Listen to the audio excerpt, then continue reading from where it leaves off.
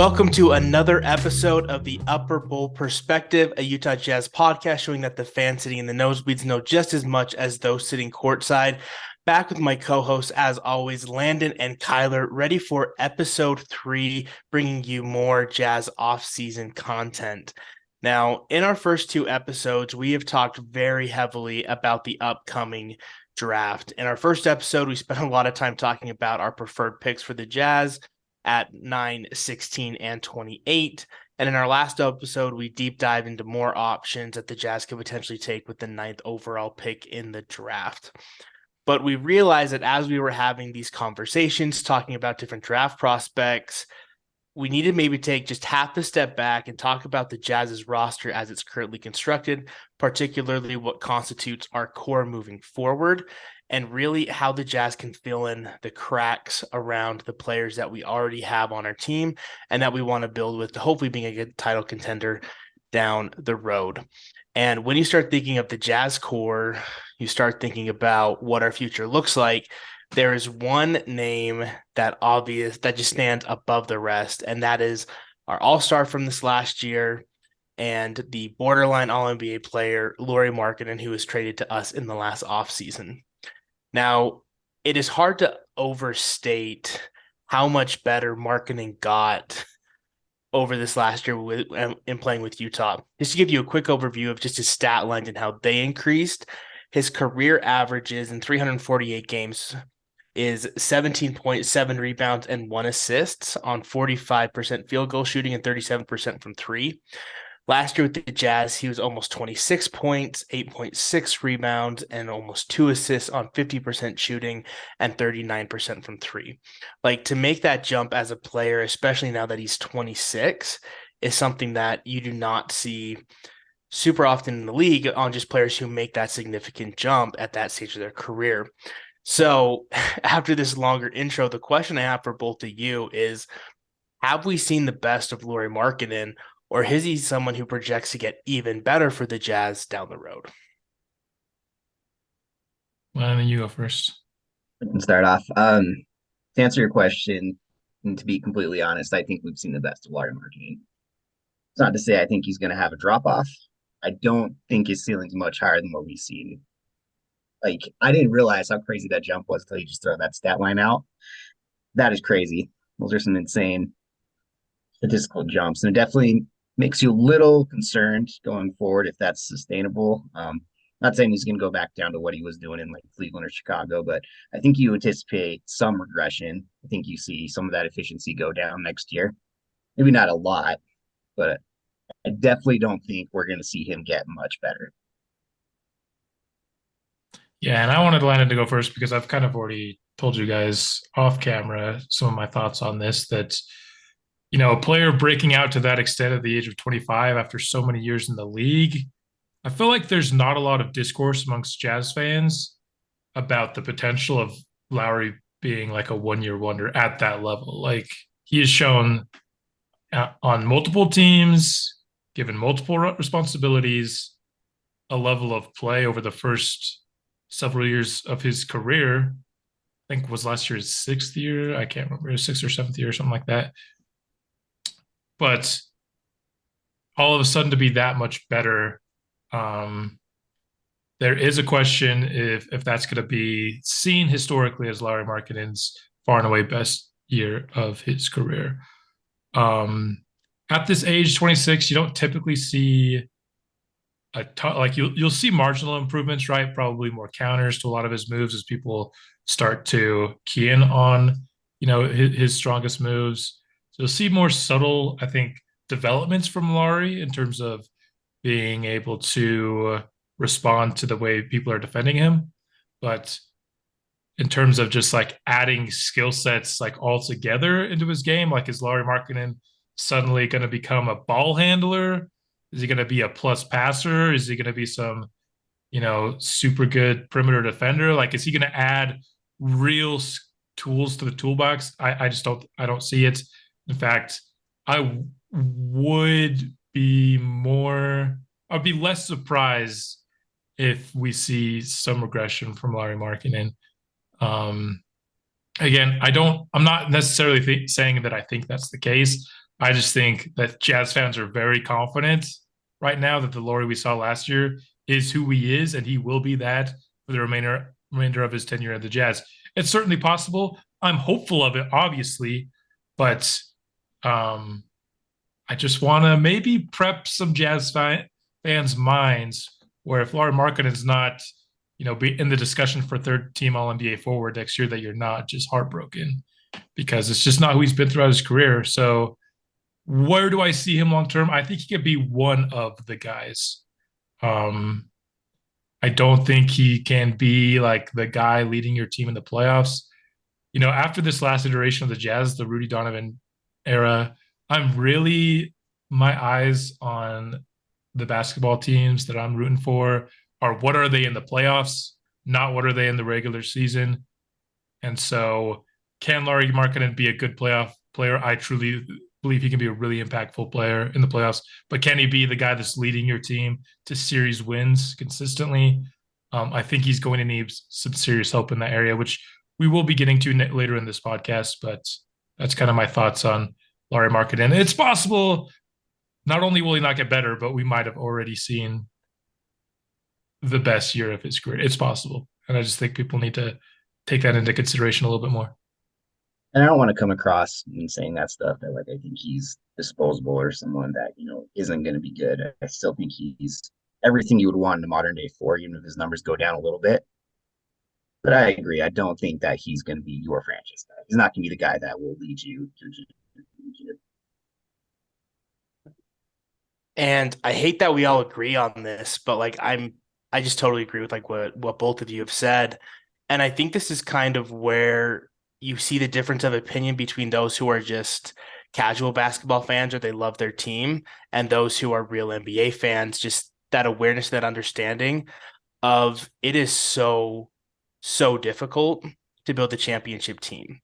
And it's really, really difficult to have players who are all-star level talents in where the league is arguably the most talented that it's ever been and the most competitive for those positions. And then even the jump above the all-star level to the all-NBA level. To be one of the 15 best guys in a league that is so incredibly talented and is getting more talented every year is so difficult to find. So when we're having this conversation about Lauri, we're not saying that we don't like him or that we hate him. It's just, okay, so your ceiling may not be to be one of the top 3% of the most elite league in your sport on the entire planet in what is arguably the most talented part of its history.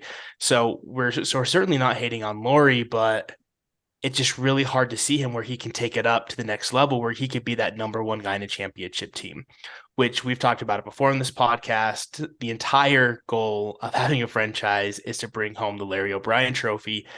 And it's really difficult to see the Jazz doing that with Markkanen at that like number one franchise guy type of position.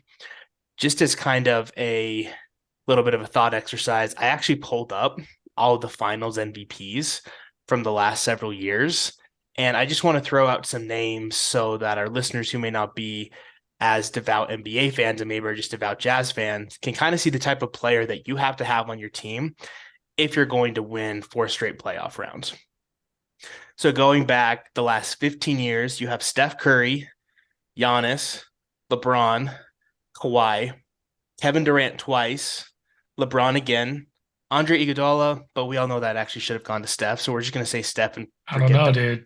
Andre Iguodala was good in that series. His 12 points. It should have been LeBron. If we're being honest, it should have been LeBron. If there was ever an argument to give it to somebody who lost, holy hell, LeBron was so good that series. Yeah, I mean, it's like they gave it to Andre Iguodala for playing incredible defense against LeBron, and he averaged like 33, 10 a night or something like that. Pretty much, yeah. In the finals, almost a 40-point triple double. Yeah. So I'll let Max Kellerman know that. I will happily let Max Kellerman know that. But so we're just going to throw out 2015, and then you come back and you have Kawhi Leonard again, back when he was playing with the Spurs. LeBron back to back in 13 and 12. Dirk Nowitzki in 2011. Kobe in 2009 and 2010. And then going back 15 years, you have Paul Pierce with the Boston Celtics, who just went nuclear in those 08 finals. So if you think about, can Lauri Markkanen get to that elite level of somebody like a Giannis or a Steph or a LeBron or a Kawhi, it's difficult to see him making that kind of a jump where he can have that kind of an impact in a series despite how good he's gotten. Yeah, and one thing just to further iterate Landon, like us saying that we don't think he's the best player on a franchise team doesn't mean he's disposable. An example that I'll use in this playoffs year, you're seeing like Jamal Murray isn't the reason that the Nuggets are in the finals, but he's a vital, vital part of it. You know, the some teams operate around like late in the game, it's one guy and it's all him, right? You see that like the Heat with Jimmy Butler. Late in the game, Jimmy Butler is asked to basically put the heat on his back. And so some teams operate that way. There's a lot that do, but other teams have more of like a two-man game, LeBron and AD and Jokic and Murray and stuff like that. So do I think that Lauri could potentially be one of the two guys that are kind of feeding off each other in the late game situation? Absolutely. He could be that, but he's just not the alpha finals MVP. This is my team and mine alone. He's not the Kawhi. He's not the, Cleveland LeBrons, even though Cleveland Kyrie is my favorite guy of all time. So I would say that he's just as vital to those teams. But anyway, that's besides the point. My real point is that he could still be, and I think has to be for the Jazz right now. I may have just brought up the idea that he could be worse heading into the future, but you have to operate around the thought that he can be this good, and that he's a building block piece. And he should building around him and getting him that extra piece that he can gel with and kind of be the 1B2, I think, or maybe whatever. That's got to be probably on the Jazz's mind, what I would think.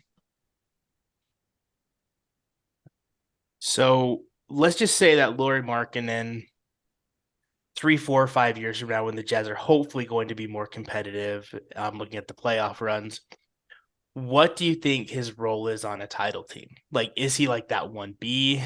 Is he the second banana? Is he like maybe an overqualified 3 option? I mean, like, that's kind of where I kind of struggle, because I look at some of those Warriors teams and I think that, oh, well, Clay may have been the most overqualified 3rd option like ever. But then you look at other situations and you look at the Heat, and sometimes it's wondering, well, who is the 3rd option on the Heat when Bam Adebayo can't score at all in that Game 7 in the Eastern Conference Finals? So I think that's kind of where I'm trying to figure out is where would I have Markkanen, or where would I hopefully see Markkanen, and what kind of role is most likely for him if the Jazz can get another piece that can be their true number 1 franchise guy. And does he have enough to be the number 2 guy? For me, I think, if you're talking ideally, then yeah, you'd love for Markkanen to be your 3rd best player. That would be like awesome. I'd love for this version that we had last year of Lauri Markkanen to be the 3rd best player on your team. You're going to be a title contender. That's just how it is. But I don't know how much you guys have read up on the new CBA.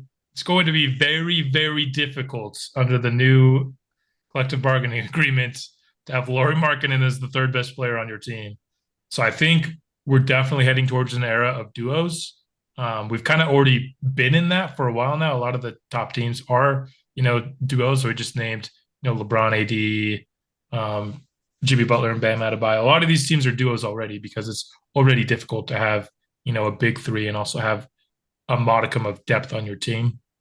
And so I think it's just going to be even harder to build like these super teams that you've seen in the past. The Warriors, when they added KD, that's just not going to really happen with the new CBA. I don't think if it does, that would be congrats to whoever assembled that team. But so I think at the end of the day, he's like a very solid 2 who offensively is really feeding off ideally somebody who's a lot better ball handler and passer, so that they can complement each other well, and kind of maybe a third of the time Lauri's actually leading your offense that night. But that's kind of the player that you'd probably need him to be. Definitely think he could be a number 2 if he stays close to what he's doing now. I mean, 25 points per game on 50% shootings. That's a hell of a number 2. Yeah, I would take that anytime. So I think he could definitely do it. I think you touched on an important point, Keller, where I think it really depends on like who that other guy will be. I agree. We can't have two bigs be the alpha. I think we got to have someone who can play make, who's got that good handle, so he can break down offense to really unlock Markman's potential. Because I think in the role where he's not the number one guy, you're going to see him play a lot off, or you're going to see him shoot a lot of open threes. Maybe put the ball on the floor on occasion or expose some mismatches, but really, like I think he's spreading the floor for whoever our playmaker is going to be. So I think, Yeah. yeah, depending on who it is, he could definitely be a number two. Yeah. And I think that's just where he's best. I don't think basically give the ball to Lauri and ask him to create something is his best role. I think he's a very good team offensive player. When the play is run for him and he's kind of the last action, that's really good. But if you're having him making a lot of the playmaking decisions, he averaged 2 assists. You spoke on it earlier. That's not the guy like that you want to be with the ball in his hands all the time, because you need somebody that's gonna exploit the defense's coverage and make plays for others a little bit more than that. So I think that's crucial for him. That's why I really, really like Scoots. I mean, we talked about the Scoot for Lauri trade, which would just break up the duo anyway. But like, I truly believe Scoot can be a 1A. That is his ceiling, and that's why for me, I would have to be talked out of that trade, personally, just because at the end of the day, if you have this chance to get that top 3% player that J Bobby's talking about, it's a very, very hard thing to get. And I just want swings at that bat. So I think he needs a kind of like a Scoot-esque player, more of a guard, basically a guard or a good playmaking wing, I guess, but needs to be the complement to Lauri, I think, in the end, if we are truly building around Lauri, which seems to be our best route at the moment. That's what I think is exciting about having like the draft picks that we have and how many we have, just because I think in order to get that player, I think we would probably have to say goodbye to Mark, a trade or to make the cap space for him. But with the draft, we could probably draft that main franchise guy and still keep Lauri. Which we're going to be talking a lot more about kind of archetypes or types of players we would love to see the Jazz help fill in the cracks in the second part of this podcast. But backing up just a little bit, there's really only two players when you look at the Jazz's roster that you think like there's a guy that could potentially be like a significant piece of our team when we're trying to compete here in a few years down the road. The main one being Lauri Markkanen, and the second one being a guy we acquired who was in this previous draft via our trade with the Minnesota Timberwolves, which is Walker Kessler. Now, I don't think any of us, when we first heard about that Rudy Gobert trade and found out we were getting Kessler back, thought that Kessler was going to be this impactful, this good, especially this quickly. I know that Kyler, he had that great early take where he thought that Kessler could maybe have Brook Lopez type of impact in the future, which that was looking more and more true as the year went on. But to think that in that Rudy Gobert trade, we were going to get a guy who was going to be our starting center by the end of the year. He was going to be our definitive starting center. Like it wasn't even a question. He should be starting. He got third place in the Rookie of the Year voting, first team all rookie. And from everything that we can see, is a great member of the community, gets better all the time, already has better hands than Rudy Gobert ever did, playing great defense, being a really solid rim protector. Like we are absolutely overjoyed. And we've been so excited that we have Kessler as somebody to build our team around. I think where I cringe a little bit is sometimes when I talk to like coworkers or other friends who may not know the NBA as well, and they start talking about Kessler as like Kessler and Markkanen are the two that we can build our future around, and that eventually we could win a title with those two on the roster. And to me, I just immediately balk at that, thinking that as much as I love Kessler, he to me projects to be more of a valuable guy in his role. Somebody who plays impactful defense, takes high percentage shots, but not somebody who's going to be the second or even third best option on a title team. But once again, like I said, I've heard this from a lot of people, so I want to make sure that I'm not too off base here. What do you see as the ceiling for Walker Kessler, even though we've only had 1 year of him playing in the NBA? I mean, I think for me, it depends on what you're talking about, like the third option. Third scoring option? No, I don't want him to be my third scoring option.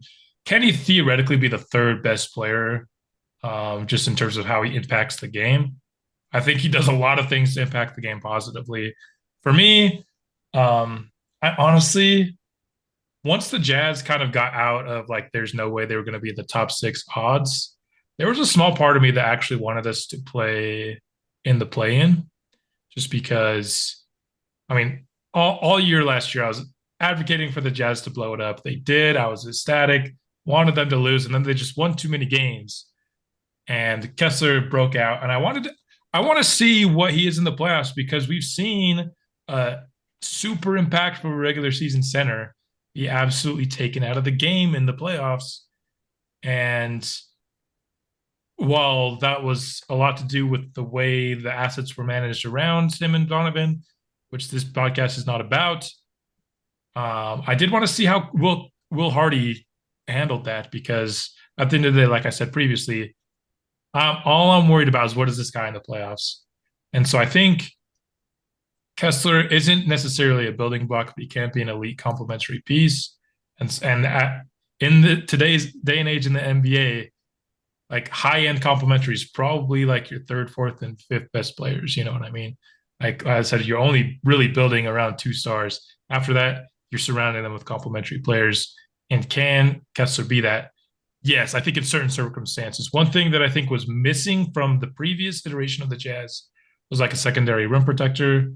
We'll get more into that again in the second part of this podcast. But I just think in order to maximize Kessler's impact, it's not going to be just on him. It's going to be around having pieces that also help him out, because he's not this do-it-all building block piece.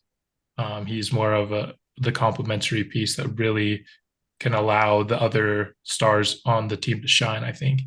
And so kind of like that underappreciated but really vital third or fourth best player on the team, I can absolutely see that being the case. Yeah, I think he'd absolutely be like a third best player on the team in terms of impact. I mean, it's always kind of hard to judge, defensive specialists and kind of where they are in the hierarchy of the team. But I think he's proven what he can do defensively. I think he could probably be, like a fringe all-star type player. I think he could be someone who averages like 15 to 18 points a game, around 10 rebounds a game, a couple blocks a game, which is great. But I think to your point about the playoffs, if we're going to go forward with him really as part of our core, we've got to get like a small ball 5 option. We have to have some sort of lineup that can counter when teams space him out and try to neutralize him the way they did Gobert. I'm not going back to that. So that's not in our plans, and I don't know if I want to keep him, if I'm being honest, but we've got to have some other option at the 5 to counter what teams are going to try to do to him in the playoffs. I think just as I thought about Kessler and watching a lot of basketball these past couple months, I've thought a lot about the Nuggets and just kind of what they've done with their roster construction, because for me, the Nuggets have been far and away the most impressive team that I've seen played this postseason. And the player that I've been most impressed with from a role perspective and from an impact perspective that I was surprised at was actually Michael Porter Jr. And just seeing how he has played so seamlessly with Jamal Murray and the best player in the world in Jokic. I mean, if you remember about Michael Porter Jr.'s history coming into the league, he was like the number 1 guy in his draft class from the time he was like 12. Then he had the injury history, falls in the draft, goes to the Nuggets, and he was always projected to be this guy who could potentially be like a number 1 option on a great team as long as he could stay healthy. And to see how he's just completely changed his role this year and in these playoffs, being like, okay, I don't care if I'm only scoring 10 points a game or if I'm not, having a lot of plays being drawn up for me and we're focusing on Jamal and Jokic, and just seeing how he has fully understood that even though he might be a little bit overqualified for the role that he's in and that he probably could score more per game and he probably could fill up his stat sheet a little bit more, he's sacrificing those personal accolades with the full knowledge that these 2 other guys that he's playing with are better at basketball than he is, at least at this stage of his career. And he's willing to make those personal sacrifices to make the team better. And that's what I think Walker Kessler could potentially become. Granted, with being a little bit more of a traditional big, which is what he is right now, You do wonder about if he will get played off the court in some matchups.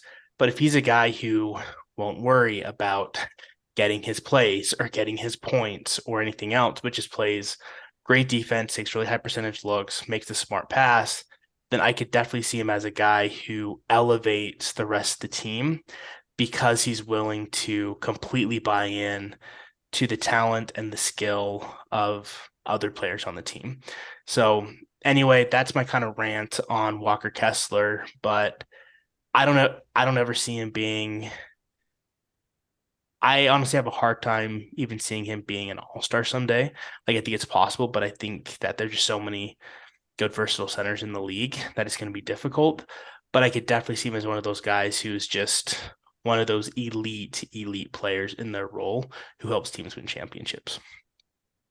Yeah, and um, I think I agree with what Landon said that he could theoretically in a season put up the all-star numbers, but going back to what J. Bobby said, I don't think that's his best role. I think the Jazz probably aren't in their best version of them if he is putting up those numbers. I think more to what J. Bobby said, like this is the guy who is not scoring maybe as much as he could be because that's just not what the Jazz are asking him to do. That's kind of his best role. Again, the high end complementary player where is scoring in his skill set? Yes. But what is he absolutely best at? I think it's being an impact interior defender. I think to the point of like needing a small ball five, yes, that's important too. But if him in the playoffs is just having somebody else take his place, then that's not a positive impact player. What I think is really needed is let's take the Bucks for example. The Bucks can play Brook Lopez because they have Giannis. That when the opposing team is pushing Brook Lopez away from the basket, Giannis can step in and protect the paint. And so I think small ball five is absolutely something that we could do. But that's why I like Taylor Hendricks in this class. That's why I like Jarris Walker, because not only could they be the small ball five, they could also be high impact fours playing alongside Kessler. So I don't think we just need a small ball five. I think we need somebody to play alongside Kessler and complement him defensively. And I think there's two players at 9 that could fill that role very well. And yes, that would push Lauri, who we've also talked about, to the 3. And if he's our main building block piece, I don't love him at the 3. So all of a sudden we're starting to see maybe a little bit like our two probably most exciting pieces. How complementary are they to each other? I think that could be a question in the playoffs just because you're talking about two guys that aren't the quickest perimeter defenders, and so that could be problematic come the playoffs. And so I think there's a real possibility that one of them's got to go eventually, just for purely perimeter defense reasons. But I'm also hopeful that that's not the case. But like you said, these are probably our two best pieces, and we should be trying to do our best to find the pieces that build around them. To me, I think it's all about how versatile of a roster can we assemble. Walker Kessler is a very elite rim protector, and I think that should be very good against most teams in the league. I think there are just very particular circumstances where we're going to need to mix up lineups, try and match what teams are, throwing out there in terms of what they're going to try to do spacing wise. So those are the situations where I think we might need, something else. But that isn't to say that I don't think we should play Walker as much as we can, so long as it makes sense, because I do think he can be impactful. I love his, like, if teams decide to switch on us, I'm a lot more excited about throwing the ball to him when, we got a guard on him versus throwing the ball to him when we had Gobert. So I think he's a better offensive asset than Gobert for sure. I don't think that's much of a question. Yeah. So again, I just want to make sure, we're hedging kind of our bets and who we decide to play on by, throwing in complementary pieces to back them up. Which I think that's what we're going to be talking a lot more about in part 2 here in just a moment. I mean, we've all seen Jazz rosters where we've seen a lot of talent assembled, but where we look where we put our assets, it's definitely been questionable, and it's led to a lot of heartbreak. I mean, I still remember when the Jazz re-signed Derek Favors and used all of our cap money for him. when we still had Gobert, and then drafted Udoka Azubuike. And I remember calling Kyler and talking to him that night, and he was just absolutely livid because we were basically locking We ourselves. wasted the last bit of assets we had to build around Donovan and Rudy. Yes, I was livid. I'm still livid. Our title closed. Sorry, this is a short, very aggressive rant. Our title window closed that when we signed freaking Derek Fate, when we used our 2 assets on backup center. And by the way, the very next season, we got Hassan Whiteside for the freaking minimum, and he was better. Sorry, I'm done. I'm so I've heard that rant about that 4 times, and it makes me happy every time, because when I tend to get frustrated, I tend to get a little smiley and a little jokey sometimes. So just seeing Kyler personify how I felt about that night makes me so excited. So thank you, Kyler, for that. But really, as we look to the Jazz, we can see the mistakes of the past, and we definitely want to find how we can build a roster that's going to be more versatile, that will have players that complement each other, that elevate each other as a team, rather than just going out and getting talent, but not actually wondering how can we have Derek Favors and Rudy Gobert play next to each other, because even when they were playing together, even though it was a slightly different NBA, that never should have been the case. So we're going to take a quick break, and we'll be back in a few minutes where we're going to talk a little bit more about the draft and how we feel the Jazz should build around these 2 pieces that they already have on their roster, and Lauri Markkanen and Walker Kessler.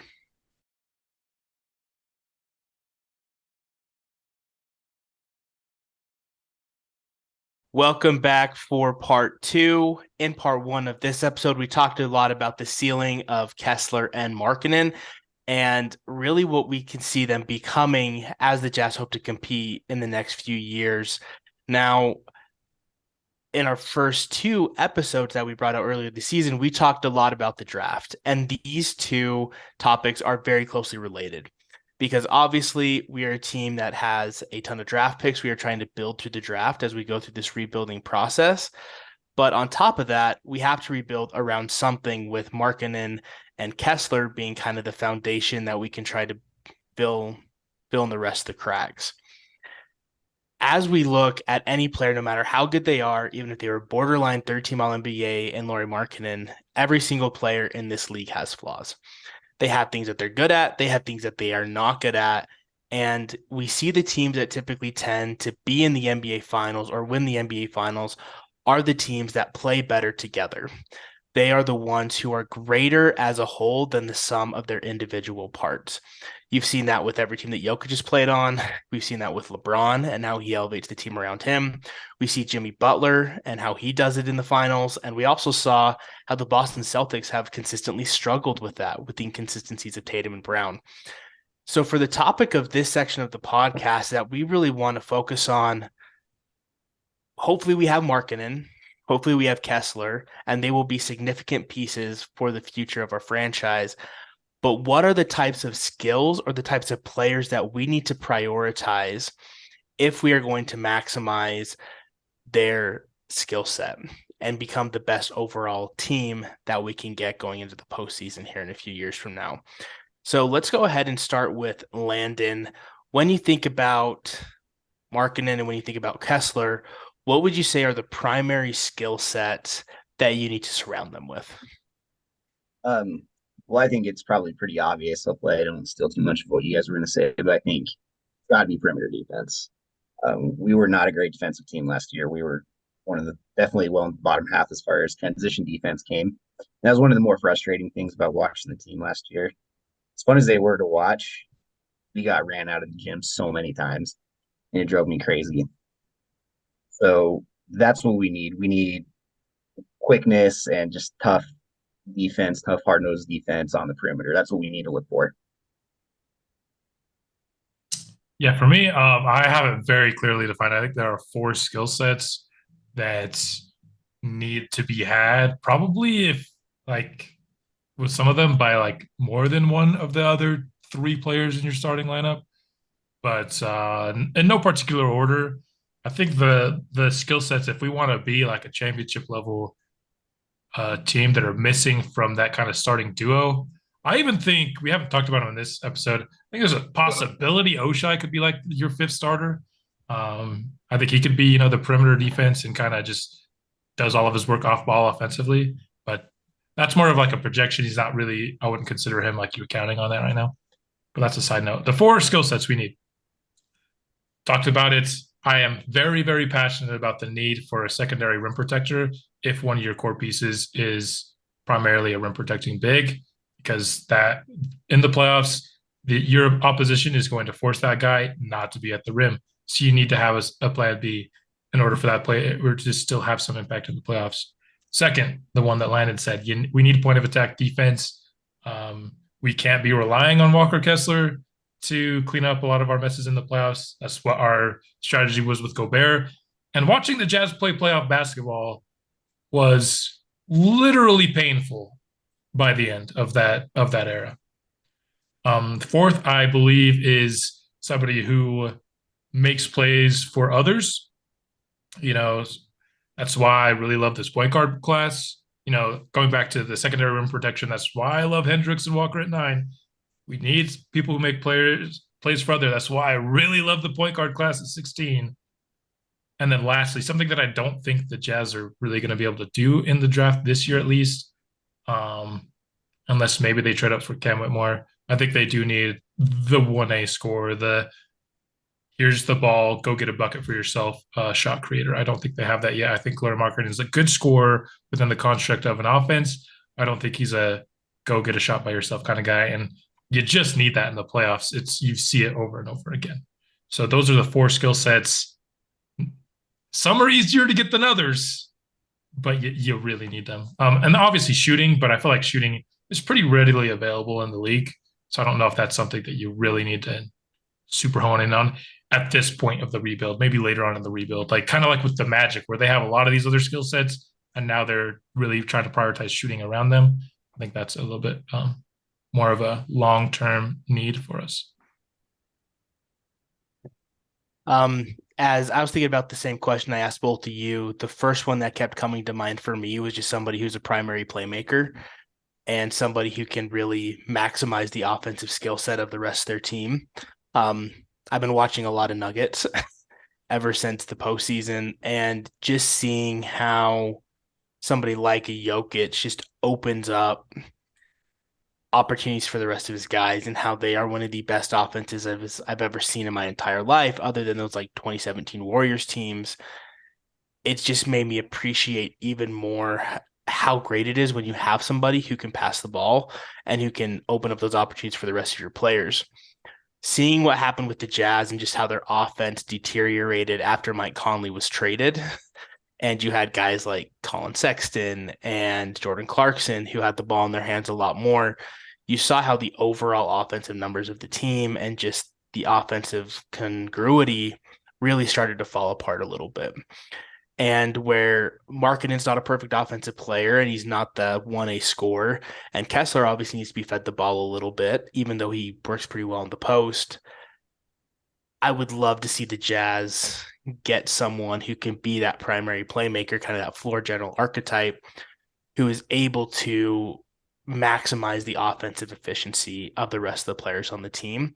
Because I think when you look at a lot of the recent NBA champions and the ones who made it to the finals, they had a guy like that whose offensive passing made everyone else 20% better, and that's what helped them win these games, which there's definitely a couple guys like that who will be available at 9. And as Kyler already mentioned, this draft class has a disproportionate amount of guys who could turn into that potentially at 16. We haven't even talked about Kobe Buffkin yet on this podcast. I love him too. The point guard options, if you want the point of attack defense and some passing, Kobe Buffkin's actually not a great passer. That's why he's a little bit lower than Gianluca Trifino. But again, we can do the Kobe Buffkin scouting report later. But that is a skill set that the Jazz desperately need. And I think there are multiple guys that fill that option in this class. And so again, I think the hardest one to get of the things that they need is that primary scorer. And I just don't think it's going to happen this year for them. But if they can get some of these more high-end, again, complementary skill sets that can eventually complement Markkanen and a player that we get at the top of another draft that does project to be that primary scorer someday, I think that's a perfect scenario. One thing while we're on this topic, I just have a fear of, because we're talking about the Jazz are going to be able to have all these picks, so they'll be able to fill these needs elsewhere. Like with the baseline that this team has already showed that how good they are, is there a risk that we're kind of like the Wizards, where like our pick, even though we have a lottery pick, they're always in like the 9 to 14 range. And in a lot of drafts, there's just not good options there. And so we're just picking a bunch of meh players, and maybe we can't fill some of these harder to get roles because we never truly have the high end assets. Of course, you can always prey on the downfall of the Cavaliers and the Timberwolves, but I think our Jazz owned picks, are they ever going to be high enough to get like the Scoot Henderson caliber prospect in a draft? I mean, first I off, think so. just addressing oh, sorry. Go ahead, Landon. I was gonna say, I think we do, but I think that window is short. I would not be surprised if we won significantly less games next season. But after that, who knows? And again, I do think that, I mean, I'm pretty high on the potential of Cleveland or Minnesota kind of falling in the next few years here. That's interesting Minnesota because definitely being pretty good. you guys were not fans of the Cleveland picks last year. I do remember I will eat my words. I was wrong. that. But I I think still believe Cleveland's going to get better. Well, yeah, they'll get better, but dude, we're talking about a small market team where we have their picks 6 years from now. Well, yeah, Ain't it's like It's a Cleveland. Are all those guys going to want to play in Cleveland 6 years from now?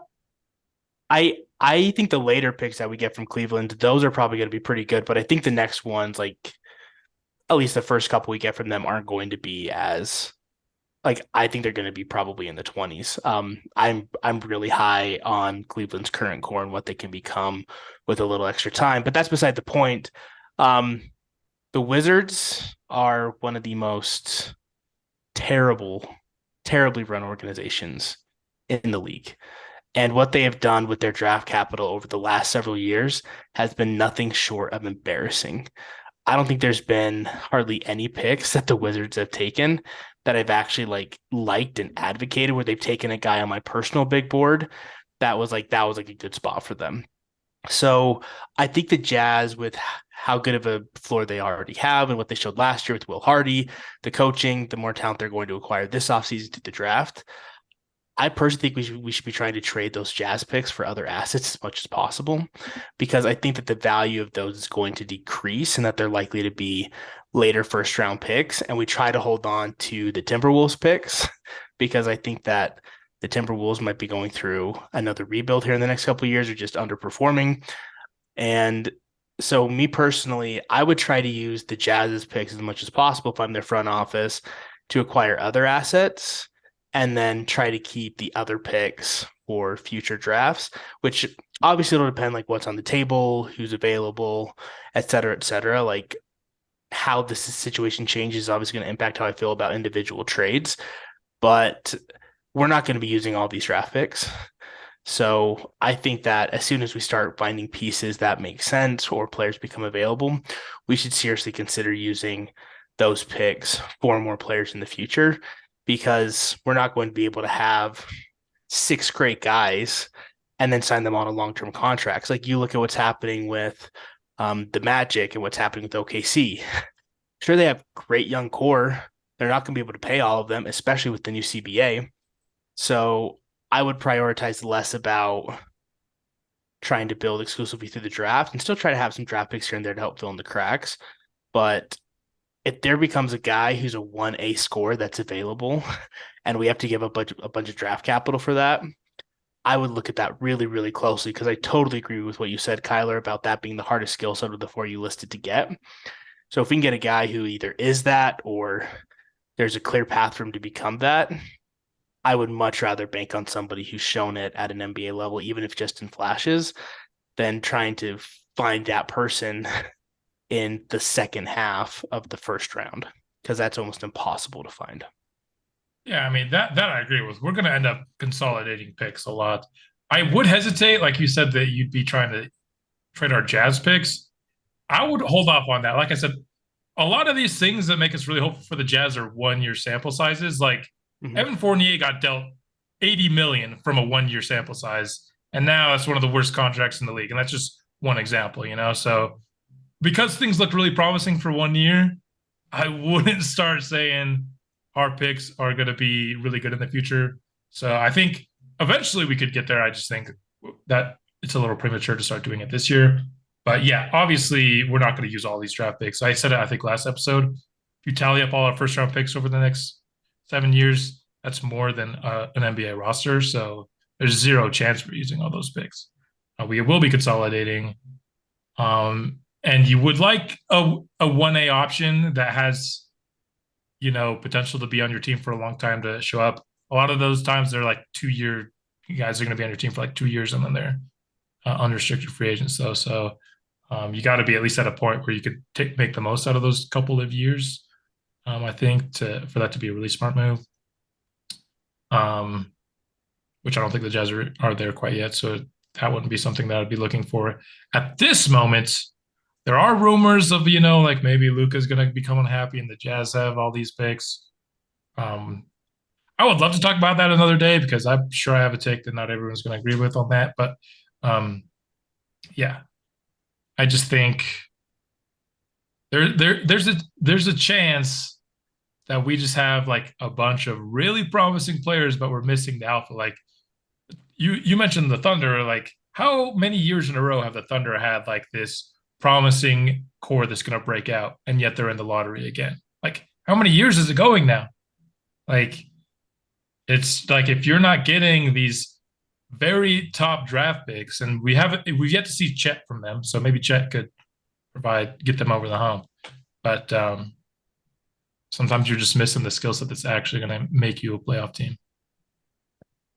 Which like that even goes back to our last podcast we had where we talked about the Portland pick being available and would you give a Markkanen to get, to get a guy like a Scoot or a Brandon Miller.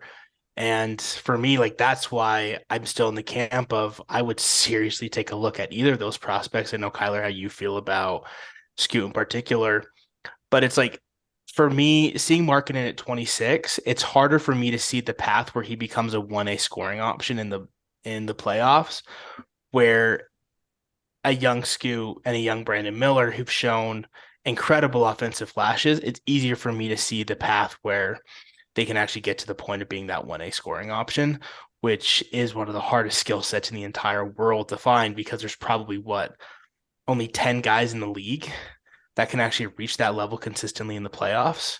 It might even be a smaller number than that. And that's what's going to be interesting to see. How are the Jazz actually going to find that guy? Because I don't think they're going to be there at 9. I don't think they're going to be there at 16. Those guys are typically drafted very, very highly. So we're either going to have to make a trade for one or draft them because we're certainly not going to get a 1A scoring option in the offseason just through signing them.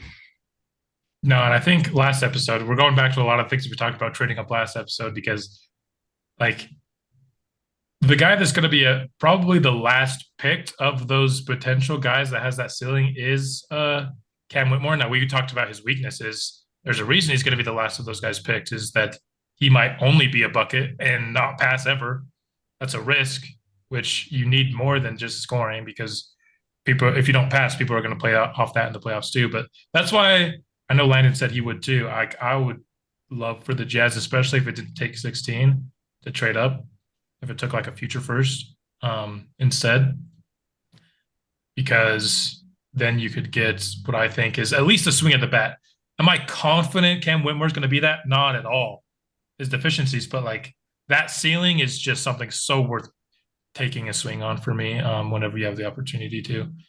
And if he's gone, I legitimately don't think there is one at 9. I think he's the last one. At least of people that you don't have to seriously make some heavy projections for some development to do it. I just think along this, though, I think we have a luxury of being able to take our time with how many draft picks we have and how far out into the future they go.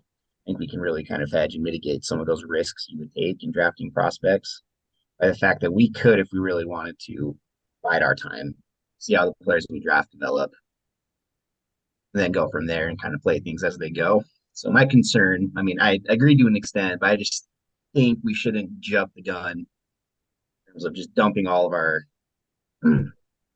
draft equity into players that we think are going to be potential scorers, especially when we have good players like Lauri on our team already. And not to say that we should draft all of them. That'd be dumb to use all of them. But I just hope that we can take the next season or two and really just kind of assess the situation, assess the talent we drafted, and then go from there.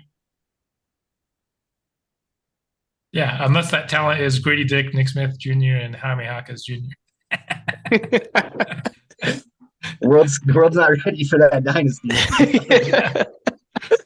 All right. So just to close out this section, just kind of wrapping up all these thoughts we've had over both sections of this podcast. If the Jazz trade up, I think we're all going to be very excited, and we'll talk ourselves into whatever player they take if they trade up. But by far the most likely scenario is that the Jazz are probably going to stand pat and draft 9, 16, and 28. There's a possibility it won't, but that is by far the most likely option, that they don't make a trade leading up to the draft to move up or to move back. So here's my question for you. Based on the skill sets that we've talked about, Landon, you talked about having that perimeter defense. Kyler, you talked about your 4. I delved in a little bit more into somebody who's a primary playmaker. If you could just wave your magic wand and choose who the Jazz pick at 9 and 16, who help fill in those cracks against Kessler and Markkanen, which 2 would you want the Jazz to pick? Who at 9 and who at 16, specifically for team building? I mean, I'll even be flexible. I'll give you 2 at each because they both fill the same role. The 2 guys that I've mentioned at 9 in our first 2 podcasts, Taylor Hendricks and Jarace Walker, I think are perfect secondary rim protectors with complementary offensive skill sets, especially Taylor Hendricks, who I'm a really big believer in his shot being an NBA skill set. And then at 16, I'd still prefer Jalen Hood-Schifino, but the more I research Kobe Buffkin, the closer it's getting. They're already only one spot apart, but Kobe Buffkin is a way different player, and you're a lot more confident in Jalen Hood-Schifino being the playmaker part. I think he showed at the college level, especially in the pick and roll, the ability to make the advanced reads. So with those guys, you're getting point of attack defense, secondary rim protection, you're getting the playmaking, and you're getting the shooting. You're just not getting the primary score, which, like I said, I just don't think you're getting in this class in general. For me, that'd be Cam Whitmore and Casey Wallace. That'd be the dream scenario for me. Get those guys to fall at 9. Oh, we're talking fairyland? Okay. Oh, dude. Yeah, I want Victor You said Wembanyama. you would be lucky if one of them is available. Best case scenario. That's what I'm going with. This is right on the fringe. Best case scenario, Victor Wembanyama at 9 and Scoot Henderson at 16. If we're talking fairy tale land. I agree with both of you, but with your question. I'm sticking with your question. Okay, yeah, I am too. I changed my answer. If you're saying dream scenario, I will dream about it tonight that we get Victor Wembanyama and Scoot Henderson. Oh my gosh, that would give me a wet dream. All right, we need to keep our family-friendly rating on this podcast. But Landon, if that did happen where we got both those players, I would cry tears of absolute joy. For me, the immediate thought, the one that's most likely, is the Jarace Walker and then the Jalen Hood-Schifino were the 2 that came immediately to mind for me. But to be a little bit different, if Taylor Hendricks and Jarace Walker are both off the board at 9 and Anthony Black is still there, then I think getting Anthony Black and then taking a swing on one of these wings like Bilal Coulibaly, who I talked about as a potential 28 in our first episode. He shot up a lot of boards. He's getting a lot more buzz even as high as late lottery in some places. He's a guy who could definitely be that point of attack defender who has complementary offensive skills. And he's got the length for sure with a 7'3" wingspan to be that secondary rim protector. So if Jarace Walker and Taylor Hendricks aren't there, Anthony Black, let's go ahead and take a swing for the fences with a guy like Coulibaly. I think that gives us a lot of those same skill sets. Yeah, and to be fair, I actually have Anthony Black higher than both Walker and Hendricks, even though my not dream scenario was Taylor Hendricks. That's only because I think 16 is such a good spot for point guard. And watch, all of them are actually going to be gone at 16, and I'm going to cry on draft night. But they're going to go right at 15. The last one's going to go right the pick before the Jazz. like I'm already preparing myself to be heartbroken in that way. But I just think there is a really good shot that the skill set you can get with Black, you can just take maybe a little bit of a discount and get it at 16. Whereas I think the drop off forward defender from 9 to 16 is a lot bigger for me. So that's why I'd take that at 9 instead. Yeah, the parity around that range is crazy. I don't think you've ever seen that, especially around like that kind of upper lottery, middle of the draft area. There's still a lot of good players at that field, so it's going to be interesting to see what they do. Yeah, it just depends on what you're looking at. Like, yeah, even like there's a possibility Casey Wallace could be there at 16. I actually have him as like the lowest on my like high end point guards. He's my least favorite for the Jazz specifically, at least. But one of those four, Anthony Black, Kobe Buffkin, Jalen Hood-Schifino, Casey Wallace isn't a Jazz man by the end of when pick 16 is announced, I'm going to be a sad boy. I'll just tell you that. Well, I think we're all going to be there to witness it because with all of this draft talk and all of the research we've done, I think we're definitely going to have to watch the draft together. So we're just going to have to plan on that and enjoy that night and probably bring a emergency pod right after the draft to see how the Jazz ended up doing. But that will wrap it up for this episode. As always, we love being able to talk a little bit of Jazz offseason content. We're always still super excited for the draft and what's going to happen with the Jazz over this coming year and in years to come. As always, drop a like, drop a comment, give us a follow, and if there's anything you want us to talk about, put it in the comments, and we will be sure to address it with you. This has been another episode of the Upper Bowl Perspective. Thank you to Landon and Kyler as always. Kyler, specifically, thank you for your rant. Landon, thank you for reminding me that fairy tales and dreams do exist with the draft. You guys are both fantastic, and we'll chat with you soon.